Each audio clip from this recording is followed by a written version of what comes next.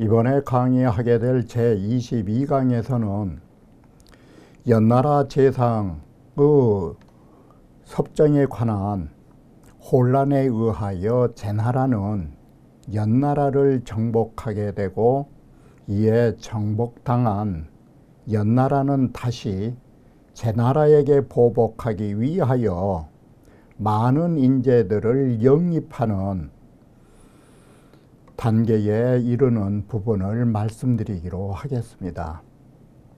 우리는 여기에서 그 유명한 고사로 죽은 천리마의 뼈다귀를 사오면 살아있는 천리마는 절로 찾아온다라는 고사를 이번 강의에서 말씀드리겠습니다. 그러면 원문을 보면서 바로 말씀드리기로 하겠습니다. 이번에 강의의 시작은 신정왕 6년 병으로부터 시작되는 것이고, 신정왕이 붕하고 그 아들 난왕연이 천자의 자리에 오르게 되는 부분인 것입니다. 난왕의 이름은 연이고 신정왕의 아들인데 재위는 59년간이라고 하는 많은 재위기간을 가지게 되는 것입니다. 자, 유백장이 말하기를 우리는 여기에 시호에 부끄러울 난자를 썼다라는 것은 어떤 의미를 가지고 있느냐를 살펴보지 않을 수 없는 것입니다. 이 부끄러울 난자는 참지심야라에서 부끄러움 가운데서도 매우 심한 부끄러움을 말하는 것입니다. 그래서 왜 난왕이라는 난자를 썼을까? 이게 부끄러운 일이라는 것입니다.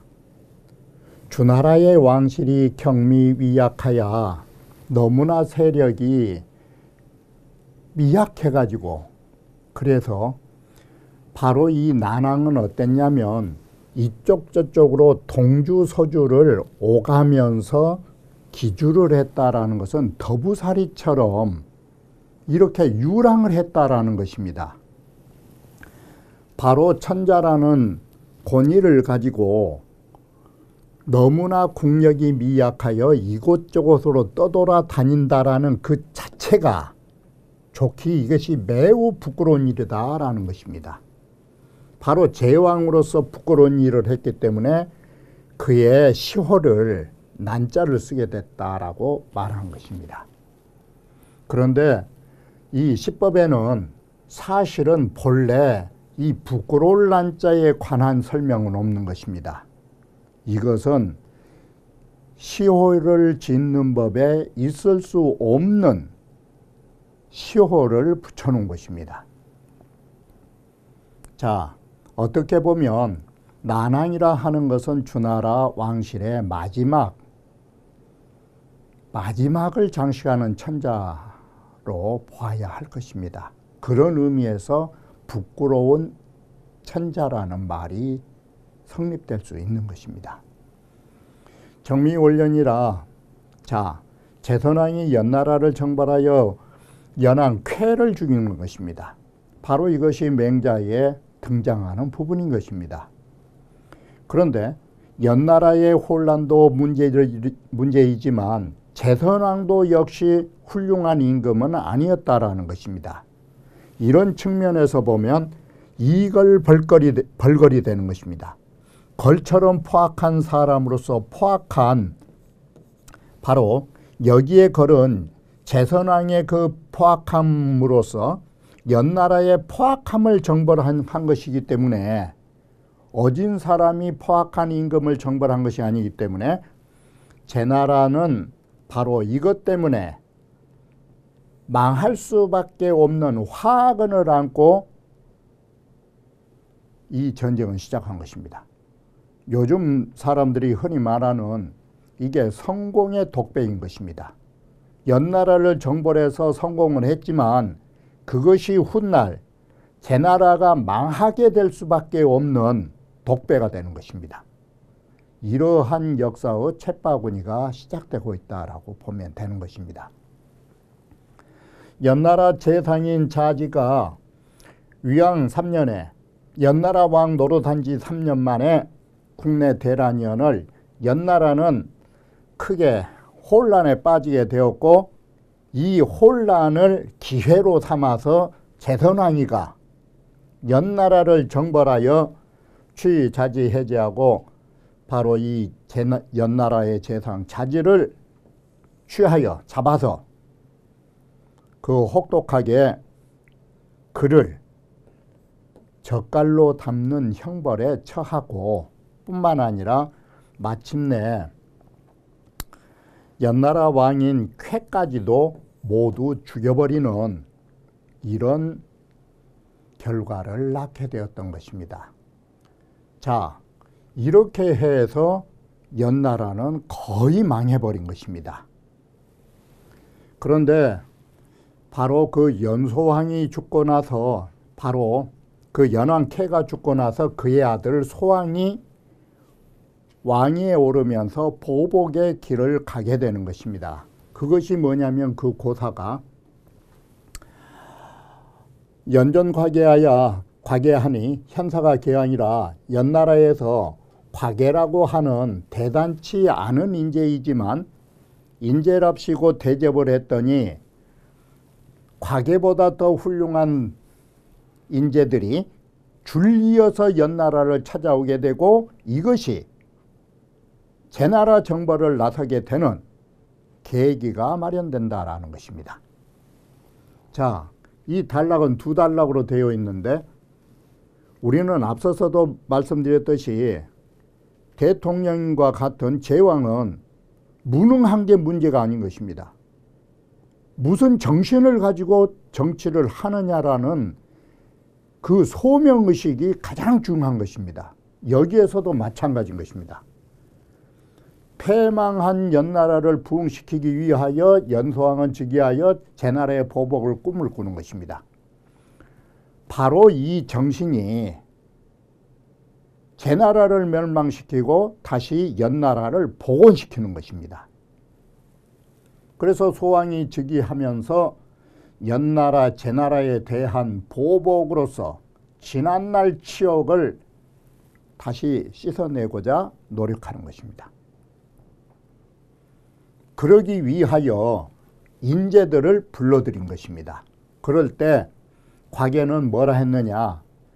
나는 훌륭한 인재는 아니지만 마치 비유하면 죽은 천리마의 뼈다귀 정도는 되니까 죽은 뼈다귀를 사들이면 살아있는 천리마는 절로 굴러오는 법이라고. 그러니 제가 비록 훌륭한 인재는 아니라 할지라도 연소왕이 인재를 좋아한다라는 그 점을 보여주십시오. 마치 비유하면 나는 천리마를 좋아한다고 그 소문이 나면 살아있는 천리마는 절로 찾아온다라는 것을 예시한 것입니다. 그것이 죽은 천리마를 사들이면 살아있는 천리마는 절로 찾아오는 거라고. 자, 우리는 예를 들면 이 나라를 다스리는 이 정치술은 어디서부터 시작하냐면 요즘 말로 하면 인사가 만사로 훌륭한 사람을 뽑아 놓으면 정치는 절로 된다라는 것입니다. 그렇기 때문에 정치하는 법이라는 것은 실제로 반드시 어진 사람을 얻은 데에서 시작되는 것입니다. 자, 예를 들어보자. 주옥은 무경이 자지자는 이 구슬이라는 것은 다시 말하면 요즘 말로 하면 다이아몬드라고 하는 것은 발이 달려있는 것은 아닌 것입니다. 다이아몬드는 두 다리가 없음에도 불구하고 절로 부잣집을 찾아가는 것은 무엇 때문인가를 봐라. 바로 그 부잣집 사람이 그 다이아몬드를 좋아하니까 다이아몬드는 그 부잣집으로 몰린 것이다. 바로 여기에서 사람은 좋아하면 자연이 불러들인다, 이것을 비유한 것입니다. 발이 없는 다이아몬드도 좋아한 사람 찾아간 거 봐라. 그렇듯이 항현자지 유족화 하물며 어진자라 하는 것은 두 발을 가지고 있지 않느냐. 이게 얼마나 찾아갈 수 있겠는가를 봐라. 바로 이게 비유의 말인 것입니다. 연소왕이 그 후한 패백으로서 이빙과계하여 과계와 같은 사람을 초빙한 데에서 바로 여기가 죽은 천리마의 뼈다귀에 비유된 것이에요. 과계와 같은 사람도 초빙했더니 살아있는 천리마가 누구였느냐? 마침내는 아기, 주연, 극신 이런 삼거를 불러들이게 된 것입니다. 그래서 연소왕은 범소욕을 과덕하고 자신이 원했던 보복을 과연 얻을 수 있었고 소구를 과성하여 자신이 추구한 바를 과연 성취함으로 해서 연나라는 이것 때문에 부흥할 수 있었다가 되는 것입니다. 바로 우리는 이번 강의에서 죽은 천리마의 뼈다귀가 살아있는 천리마를 불러들인다라는 것. 더 비근한 예로 하면 발이 없는 다이아몬드는 좋아하는 사람을 쫓아다닌다라는 것. 하물며 발이 있는 어진 자가 좋아하는 사람을 찾아가지 않을 턱이 있겠느냐라는 말이 되는 것입니다. 자, 그 원문을 보면 연인이 공립 태자평하니 연나라 사람들이 다 공동으로 태자평을 왕위에 세우니 시위 소왕이라. 이 사람이 연소왕이다. 소왕이 업하 연지후에 즉위하여 연소왕은 연나라가 격파당한 이후에 왕위에 올라서 가장 먼저 한 일이 뭘 했느냐? 내치를 한 거예요. 조사문고하고 죽은 이에게 조문하고 바로 고하를 물었다. 이 말은 뭔 말이냐면 전쟁통에 부모를 잃은 고하들을 여기에 물었다가 어떻게 살고 있는가를 보살펴줬다가 물었다 뜻이에요.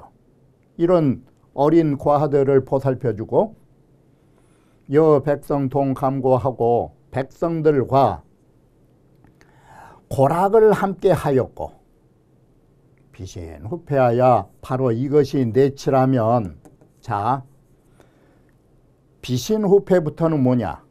내 몸을 낮추고 패백을 후히 갖추어 이초 현자 할세 어진이들을 불러들이면서 부국강병을 본격적으로 꾀할 적에 이 소리예요.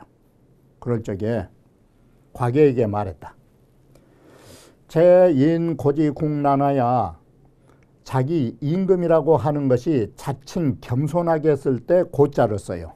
마치 과인이라 하듯이 과인은 나라가 그러니까 제 나라가 우리 제 나라의 혼란으로 인하여 이습파연하니 습격하여 우리 연나라를 격파하였습니다.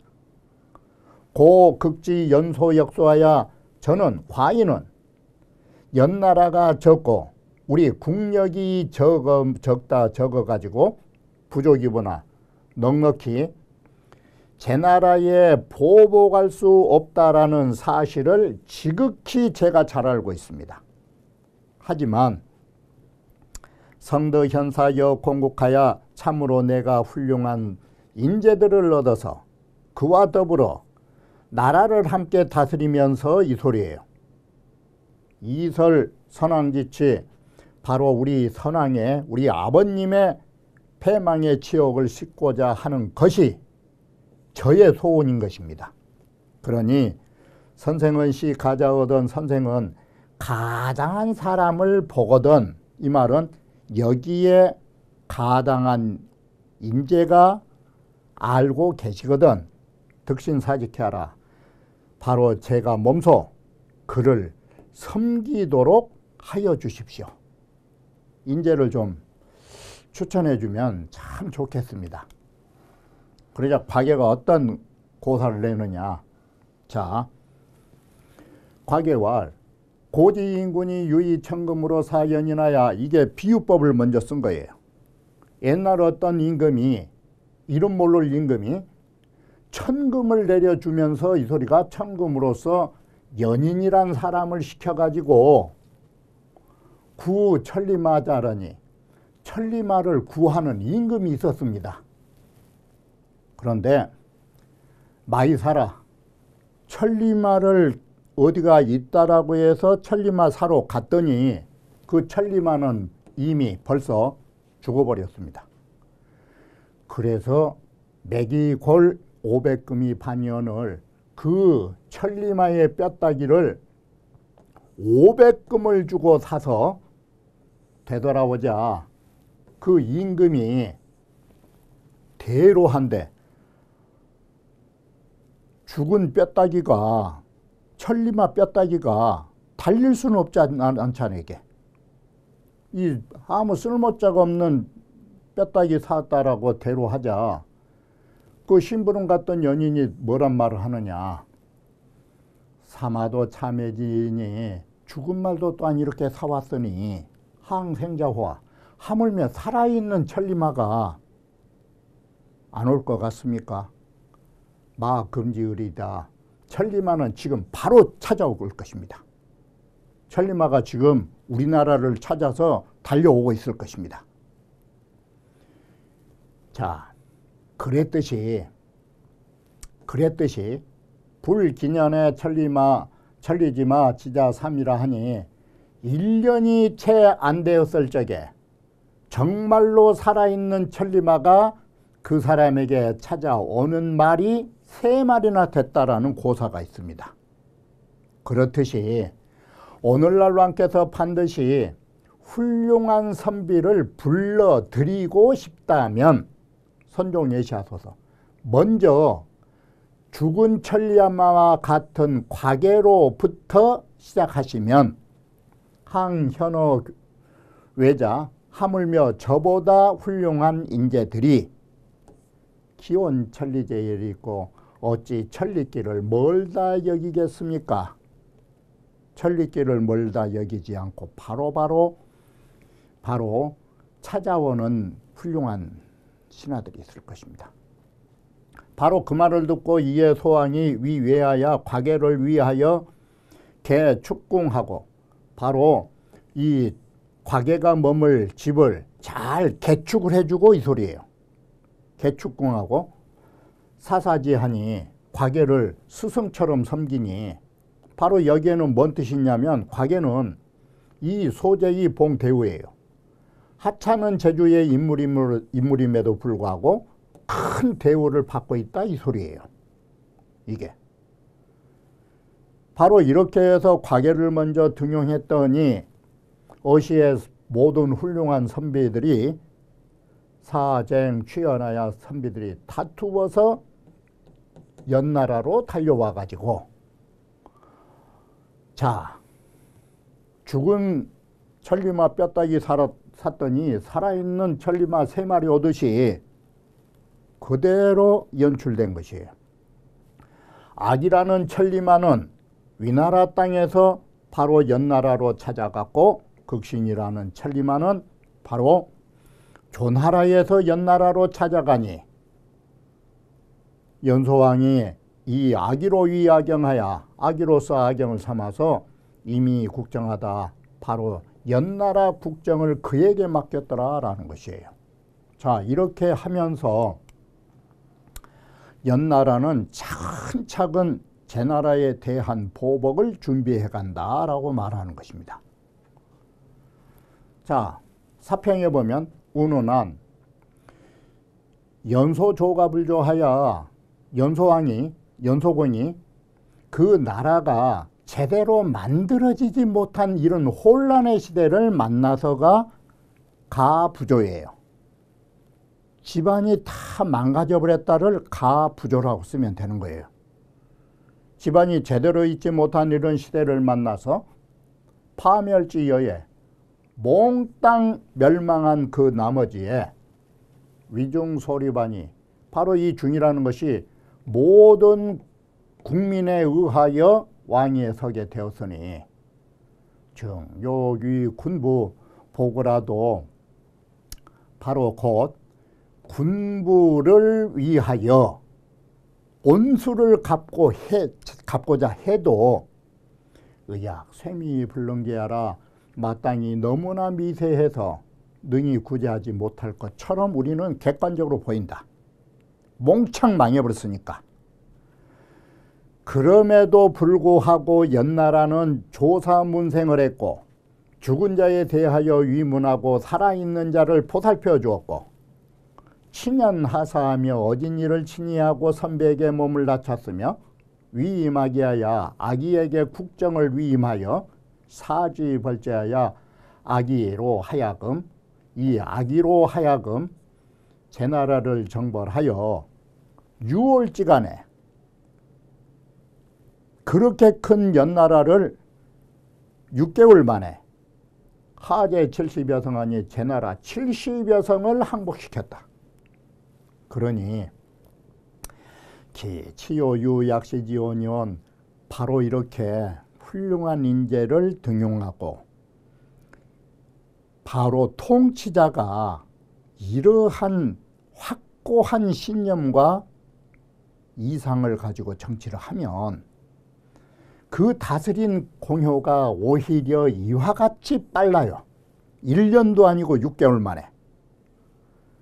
하물며 강대지 국과 거기에다가 성명지 군이 강대국과 훌륭한 통치자가 있다라고 하면서 여기 토대 위에 다시 부가적으로 능히 천하의 현재를 등용한 자라면 오죽하겠는가. 시경에 이런 말이 있다. 무경유인이면 이보다 더 강할 수 없는 막강이란 말이에요. 막강한 인재를 등용하면 사방이 다 그의 가르침을 받는다라 하니 이것이 어찌 그 말을 믿지 않을 수 있겠느냐. 이런 측면에서 본다면 우리는 통치자의 확고한 신념 있는 정치와 그를 보좌할 수 있는 훌륭한 인재만, 다시 말하면 손발만 맞는다면 마치 물고기와 물과 같은 관계로서 못할 일이 없다라는 점을 우리는 여기에서 볼 수 있는 것입니다. 바로 물과 물고기의 관계의 고사는 수어지교라고 말하는 것입니다. 물에 고기가 있고 고기가 물에 살듯이 임금과 신하가 서로 만난다면 이 세상에 안 될 정치가 없다라는 것을 바로 연소왕이 보여줬다라고 말할 수 있는 것입니다. 그러면 다음 강좌에 이어서 말씀드리기로 하겠습니다.